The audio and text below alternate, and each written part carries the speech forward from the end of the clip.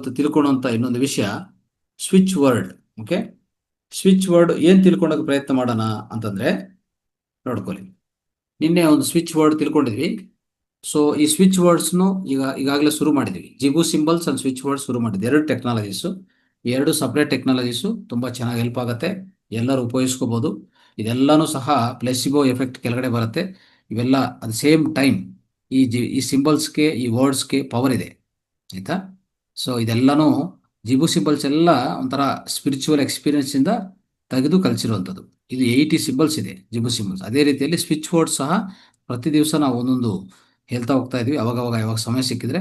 But ಸಮಗ್ರ ಜೀವನ ಶೈಲಿಯಲ್ಲಿ ಇವಾಗಿಂದ ಕವರ್ ಮಾಡ್ತಾನೆ ಹೋಗ್ತೀವಿ ಈ ಸ್ವಿಚ್ ವರ್ಡ್ಸ್. ಇವತ್ತಿನ ಸ್ವಿಚ್ ವರ್ಡ್ ಏನು ಗೊತ್ತಾ? ಈಗ ಯಾರಾದರೂ ಮ್ಯಾರೇಜ್ಗೆ ನಿಶ್ಚಯ ಮಾಡ್ಕೊಂಡಿದ್ರೆ ಅರೇಂಜ್ಡ್ ಮ್ಯಾರೇಜ್ ಆಗಲೇಬೇಕು ಅಂತ ಇಟ್ಕೊಳ್ಳಿ. ಯಾರೋ ಇಬ್ಬರು ವ್ಯಕ್ತಿಗಳು, ಕಪಲ್, ಇಬ್ಬರು ಪುರುಷರು ಸ್ತ್ರೀರು ಅವರು ಲವ್ ಮಾಡ್ಕೊಂಡಿದ್ರು, ಅಂದರೆ ಪ್ರೀತಿ ಪ್ರೇಮ ಇಟ್ಕೊಂಡಿದ್ರು. ಬಟ್ ಅವ್ರಿಗೆ ಅರೇಂಜ್ ಮ್ಯಾರೇಜ್ ಆಗ್ತಾ ಇಲ್ಲ. ಅವ್ರ ಮನೇಲಿ ಇವ್ರ ಮನೇಲಿ ಒಪ್ಕೋಬೇಕಲ್ಲ. ಒಪ್ಕೊಂಡಿಲ್ಲ ಅಂದರೆ ಅರೇಂಜ್ ಮ್ಯಾರೇಜ್ ಅನ್ನೋದು ಆಗೋದೇ ಇಲ್ಲ, ಕಷ್ಟ. ಆ ಕಡೆ ಮನೆಯವರು ಈ ಕಡೆ ಮನೆಯವರು ಇಬ್ಬರು ಜಗಳ ಆಡ್ತಾನೆ ಇರ್ತಾರೆ. ಅವ್ರು ಒಪ್ಪಲ್ಲ, ಇಲ್ಲ ಇವ್ರು ಒಪ್ಪಲ್ಲ, ಯಾವುದೋ ರೀತಿಯಲ್ಲಿ ಒಂದು ರೀತಿಯಲ್ಲಿ ತೊಂದರೆಗಳು ಅನುಭವಿಸ್ತಾ ಇರ್ತಾರೆ.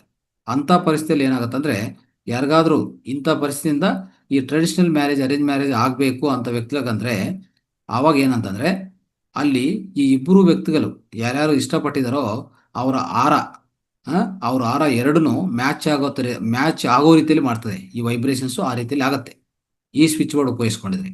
ಅವರಿಬ್ಬರು ಆರ ಒಂದಾನೆ ಆಗಿದ್ರೆ, ಇಬ್ಬರು ಆರ ಅನ್ನೋದು ಒಂಥರ ಒಂದಾನ ಆಗಿ ಅವ್ರಿಗೆ ಅಂಥ ವೈಬ್ರೇಷನ್ಸ್ ಕ್ರಿಯೇಟ್ ಮಾಡಿದರೆ ಆಟೋಮೆಟಿಕ್ ಆಗಿ ಅದು ಸಫಲ ಆಗತ್ತೆ. ಸೊ ಅದಕ್ಕೂ ನಾವು ಒಂದು ಸ್ವಿಚ್ ವರ್ಡ್ ಉಪಯೋಗಿಸ್ತೀವಿ. ಈ ಸ್ವಿಚ್ ವರ್ಡ್ ಕಾಂಬೋ ಅನ್ನೋದು ಇದು ಚೆನ್ನಾಗಿ ನೆನ್ಪಿಟ್ಕೊಳ್ಳಿಲ್ಲ ಅಂದರೆ ಬರ್ಕೊಳ್ಳಿ. ನೋಡಿ, ಟುಗೆದರ್ ಅಲ್ಲಿ ಬರ್ಕೋಬೇಕಾಗಿರೋದು ಟುಗೆದರ್, ಮತ್ತು ಸ್ಪೇಸ್ ಕೊಟ್ಟು ಚಾರ್ಮ್, ಮತ್ತು ಸ್ಪೇಸ್ ಕೊಟ್ಟು ಆಕ್ಸೆಪ್ಟ್, ಮತ್ತು ಸ್ಪೇಸ್ ಕೊಟ್ಟು ಲವ್, ಮತ್ತು ಸ್ಪೇಸ್ ಕೊಟ್ಟು ಮ್ಯಾರೇಜ್, ಮತ್ತು ಸ್ಪೇಸ್ ಕೊಟ್ಟು ಈಸಿ, ಮತ್ತು ಸ್ಪೇಸ್ ಕೊಟ್ಟು ಡಿವೈನ್ ಅಂತ ಬರ್ಕೋಬೇಕು, ಆಯಿತಾ. ಇದು ಅರೇಂಜ್ಡ್ ಮ್ಯಾರೇಜ್ ಆಗಬೇಕು.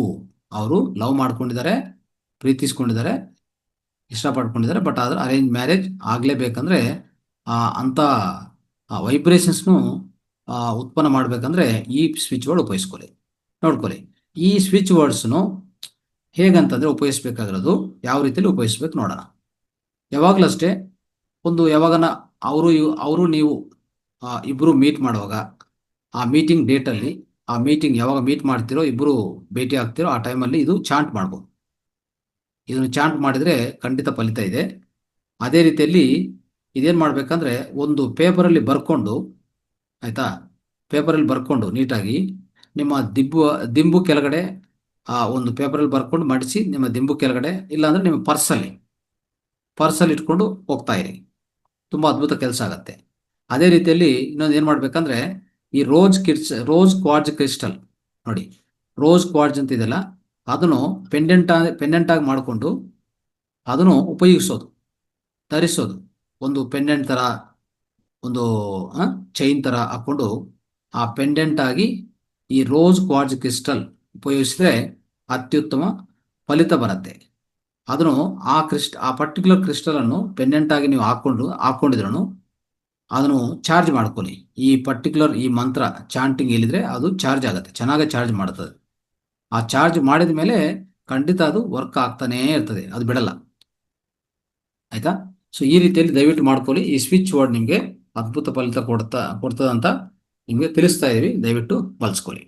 ರೈಟ್.